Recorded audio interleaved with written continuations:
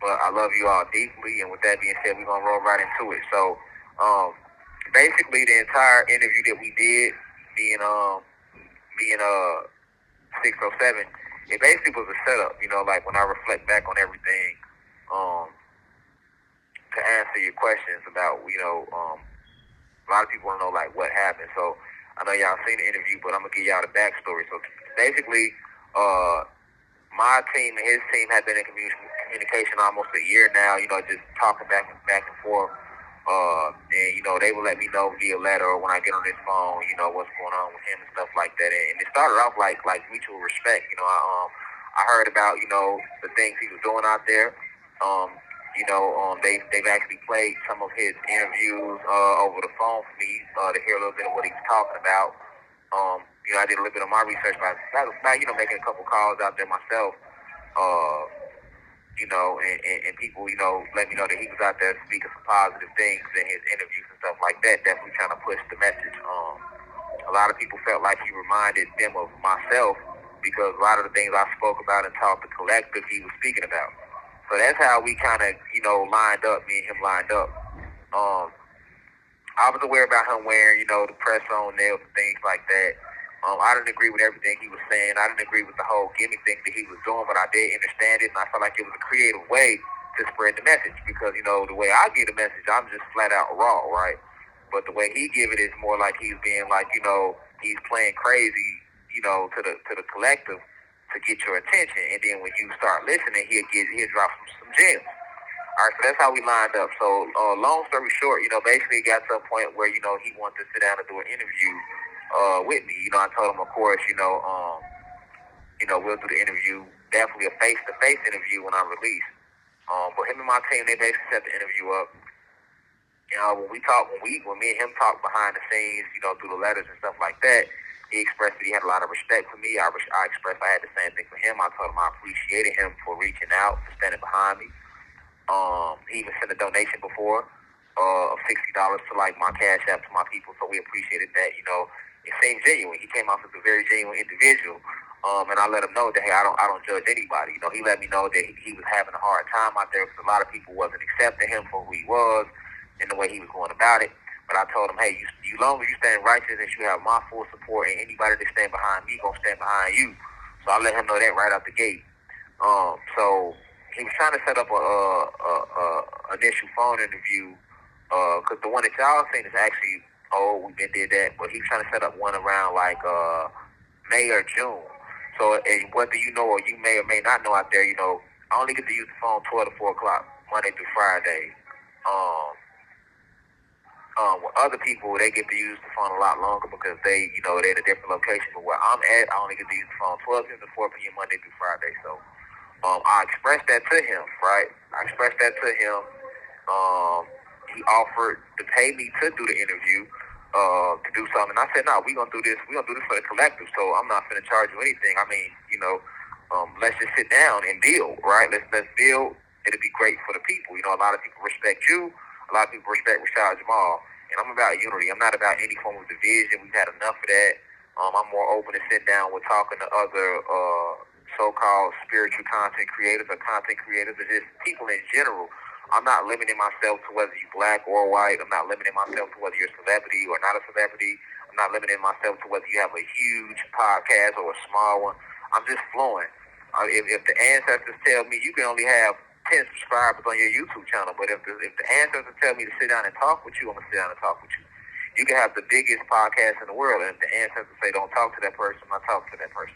Also, I can't be bought. So, you can offer me $100,000 to come on your podcast and talk, but if the ancestors tell me don't go on that podcast and talk or don't sit down with that individual, I'm not going to do it.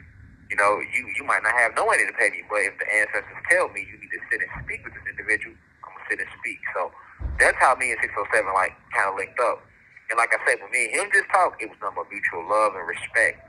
The first interview, I feel like the first kind of issue that we had where the energy kind of went sour was when he told me to call. He had my team call and want to set up an interview with him.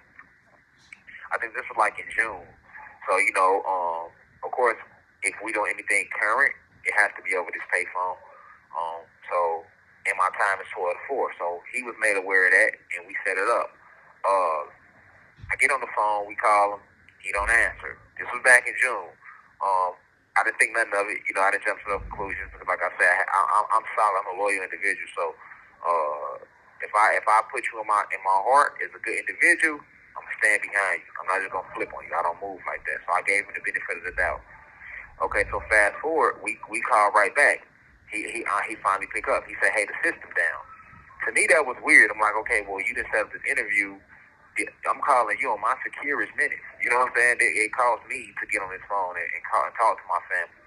And I'm also not just wasting my securest minutes. I'm wasting time that I could be spending with my family. I could be spending, doing lectures. I could be spending talking to my mom, my dad, people in my family, talking to my lawyer, whatever the case may be, right? So it's important that we value, this a jail call. It's a jail call. And for those of you who have loved ones, like if somebody call you for jail, you pick up the phone, talk to them because their time is limited. It's not like a person in the free world that they can call 24/7 and y'all can talk. It's not like that. So, he also had expressed to me that he'd been to jail before. He'd been to the feds before. So I felt like, okay, you know how this shit goes. So you know not to play no phone games with a person calling you from jail. And I basically, when we called that second time, he said the system was down. To me, I felt like, that's iffy to me. But okay, if you say so. Maybe a couple days went by, and my team, when I got back on the phone, my team let me know that, hey, he had ended up reaching back out. I said, okay, cool, let's set something back up. So I ended up calling him back. He didn't answer. I said, okay, well, we're not going to hit him again. I'm pretty sure he's busy. Let's just give him a chance to call and get back at us. That turned to like a month. He never called and got back at us. So right then and there, I'm like, okay, well, he didn't really want to do the interview from no way. He didn't want to sit down and chop it up because how do you set up an interview and then we call you from jail, then you dodged the first call. We call you back on the second call. Now you're saying your system down. Okay. Then, you call back a few days later saying you want to set something up. Okay. We call you back. You never answer again or never call us back. At that point, I'm going to feel a little disrespected because I feel like you wasted my time and what you do all that for. We didn't have to even agree to do that, brother. You know what I'm saying? Like, why are we lying for? What we got going on? So then, of course, my team is paying attention to how he moving, and they let me know, well, he just brought this person on, that person on, that person on. So my first time, we're like, okay, well, I hope he's not scared to bring me on because he feel like I'm going to drop more spiritual gems than him, or I'm going to, come off as more intelligent than him. That's petty. Like, you already respect about the people I am. We both have great minds. Let's bring these great minds together and do something powerful for the collective. But then I said, you know what? I'm not going to jump to that conclusion. I don't feel like he's that type of individual. All right, so fast forward to the next month. My grandma transcended. That's July. So now we in August. Still no word from him.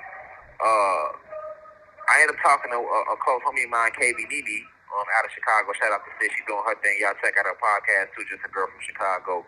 But little sis out there doing her thing. She coming up in the podcast game. And, she happened to be out there in Vegas with Unc. So I told her, hey, when you talk to him, man, tell him hit me because he kind of spit me and my team, on the last little interview. I'm just trying to see what's going on. I don't want to jump to no conclusion. So she's so solid. She let him know right away.